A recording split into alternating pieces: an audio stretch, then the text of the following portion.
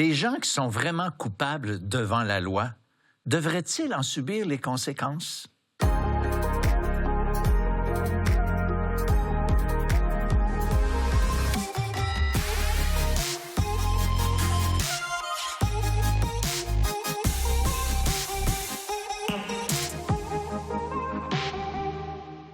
Bonjour, bienvenue à l'heure de la bonne nouvelle.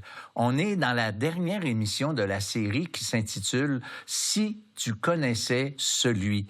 Et aujourd'hui, on va voir ensemble celui qui ne te condamne pas. Et j'ai pour cette émission Martin Lébreux. Salut François. Salut mon cher Martin. Alors, j'aimerais ça que tu me développes un peu cette idée qu'on a eue là, de ce thème. Quand on pense à la justice, il y a deux choses qui sont complètement inacceptables.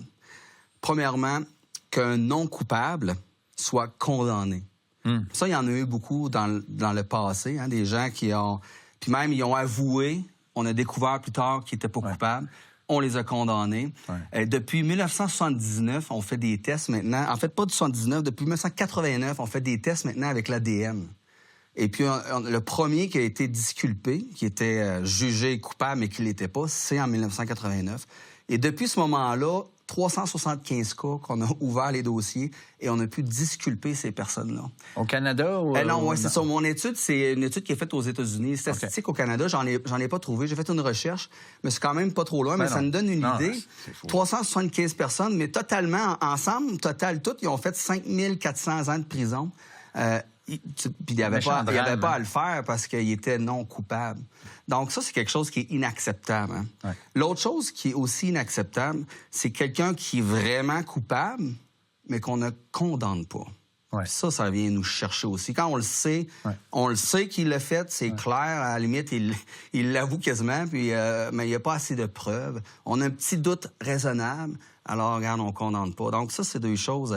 vraiment, qui viennent nous chercher. Hein? Je pense à l'arrêt de Jordan, où beaucoup de gens qu'on sait très bien, si je dis c'est connu, ils l'ont exprimé d'en face, ils sont coupables, puis à cause de l'arrêt de Jordan, paf, tout tombe à l'eau, les accusations, mais c'est effrayant. Je lisais cette semaine dans les Proverbes.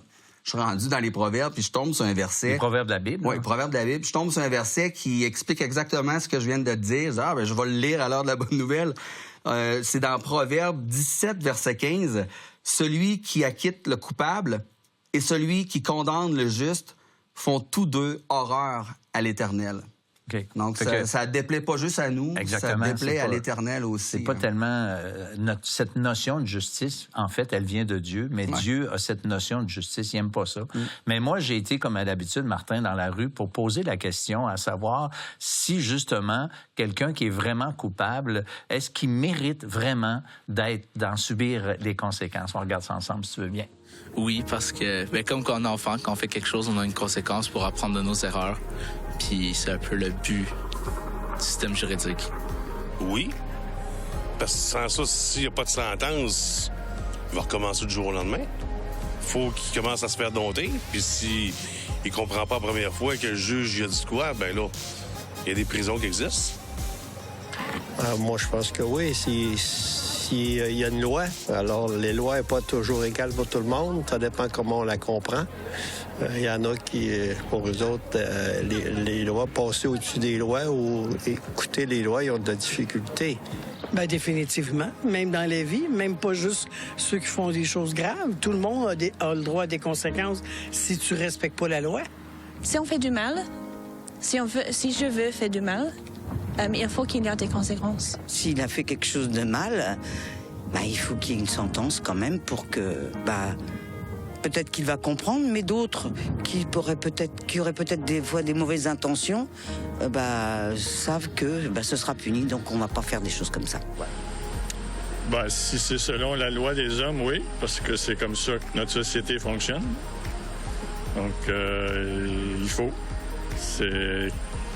Quand il n'y a pas de conséquences, mais les gens apprennent pas de leurs erreurs. Définitivement, oui.